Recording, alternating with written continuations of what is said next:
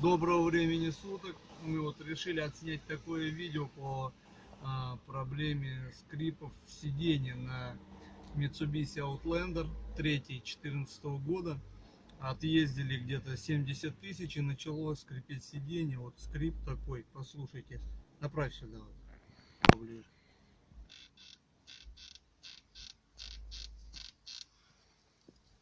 Так что сейчас мы будем разбираться, будем снимать сиденья и смотреть, что, как, почему, объясним, как с этим справляться. Друзья, сиденье откручивается вот 4 болта. Раз, два. И, кстати, из них 3 болта откручиваются накидным ключом. А вот один, левый задний, здесь либо головка, либо торцевой. Ну, у меня была трубочка. И болты на 14. И все, легко откручивается, легко вытаскивается. Друзья, ну вот мы сняли водительское сиденье, вытащили его, разобрали. Смотрите, проблема в чем была. Скрипела вот эта вот вещь приваренная.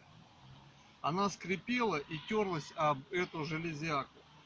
Мы взяли силиконовую смазку и прошлись эти швы. Что с одной стороны, что с другой стороны. Ну и на всякий случай, все, где есть притирание железа, касание пластика, пройдите силиконовой смазкой. Ну и проблема вроде, слава богу, устранена. Сейчас будем все собирать и ставить на место, и тогда уже снимем, скрипит, не скрипит. Но так, вроде не скрипит.